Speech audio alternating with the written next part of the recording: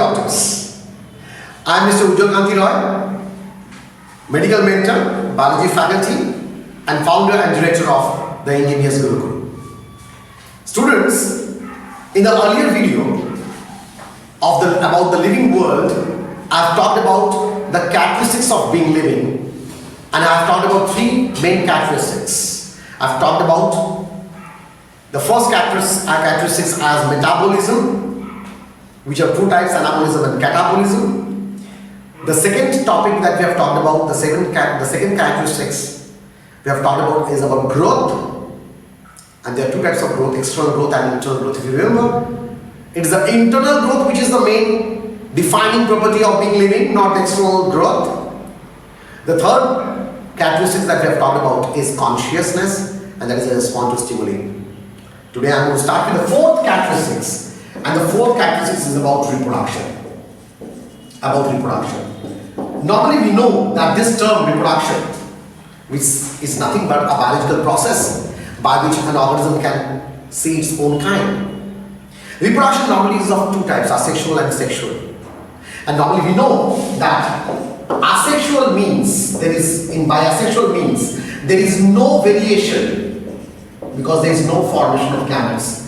But in sexual means there is variation, which leads into the next topic from this chapter, which is biodiversity.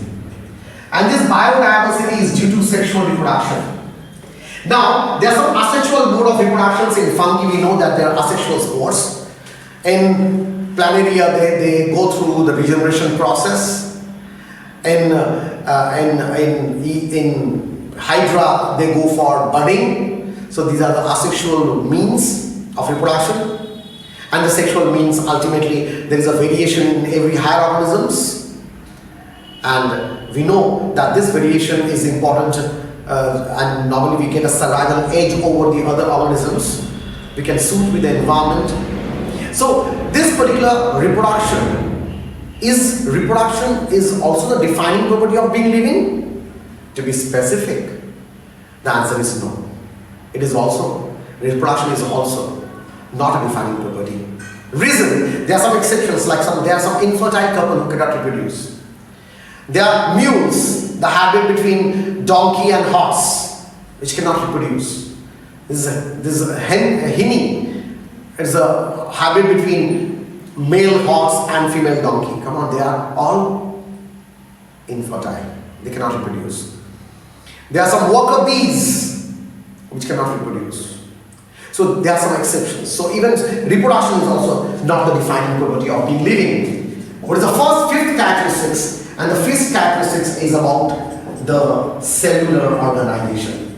Students, normally what we know about cellular organization? Normally, cell is the unit, the structure and function unit of life. Many of the cells together make small tissue, and many of the tissue together makes organ, many of the organ together makes an organ system. Now, our body in higher organs, we have an organ system level of organization. Now think about, to become living, the main characteristics of being living is having cellular organization.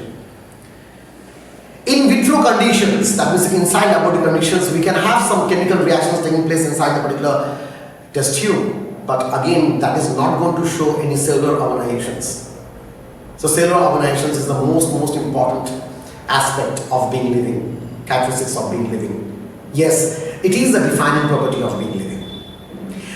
Students, so these 5 characters are the main characteristics of being living.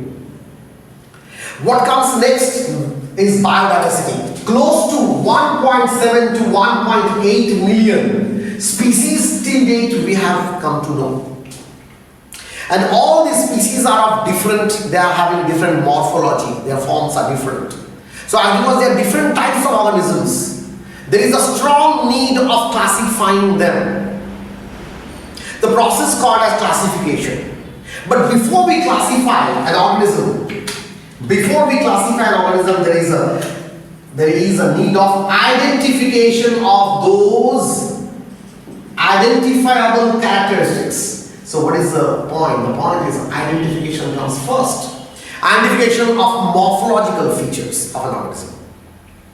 The moment we are being able to identify the morphological feature of an organism, like there are a group of organisms, some of them they have got feathers on their body, some of them they have got scales on their body, some of them they have got group of animals, they have got moist skin on their body, and some of them they have got hairs on their body. So by identifying the morphological feature, the changes in their body, on their body, we can easily classify them into different categories. So that particular process is called as classification. And after classification, say for example, those group of animals having the same characters, morphological features, like they have got scales on their body. Say I have put Hemidactylus, that is house lizard, in a particular category, in a particular classification. And also in the same classification I have put Tyrannosaurus rex, that is dinosaur, T-Rex. They are going to fight with each other. They are going to complain me, sir, how come? Dinosaurs will complain me, how come you can help this small house lizard in my same category? So what is the need? The fight was about naming. The fight was about naming. So there is a strong need of nomenclature. The process of naming is called nomenclature. And that particular nomenclature, these three together comes under a topic called the systematics. In a broad way, we can talk it as a taxonomy. Now mind you, there was a strong need of naming of an organism. But how to name an organism? So how to name an organism? You already know the father of taxonomy, whom we call as Carolus Linnaeus. Carolus Linnaeus, Sir Carolus Linnaeus, he made a he made a binomial nomenclature, where he said that a particular organism can be named by two particular words. One is genus and one is species. One is genus and one is species. Genus and species. And what? He said that the name should be definitely universal. The name should be universal. Like when we talk about the scientific name of mango, we call it as Mangifera indica. How I have written it?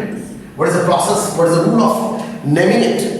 Is Mangifera indica, and in short we are going to write Lin.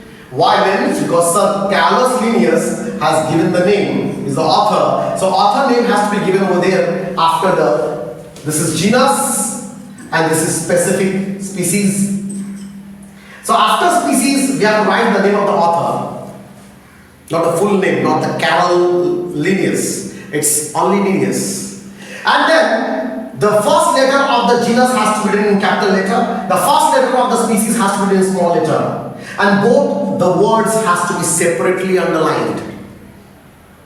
If it is written in printed form, it should be written in italics. In handwritten, we have to underline both the words, genus and species. This was given by Sir Carolus Linnaeus. And he gave the rules of binomial nomenclature.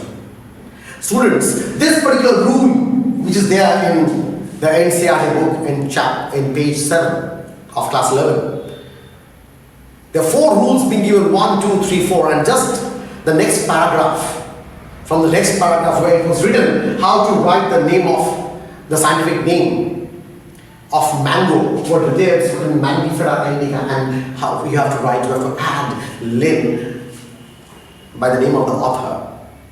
2019, that is last year, in NEET examination, the question came from that particular area.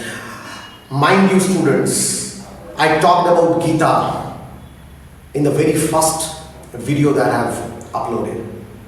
And mind you students, again I am repeating the same. Read line by line, give all the weightage on every line, every topic of the particular NCERT. So that's all about this particular video. If you like this video, please like, share and subscribe and press the bell icon for further notifications. And students, if you got any query about the particular topic I have shared, do ask me in the comment section. Thank you for now.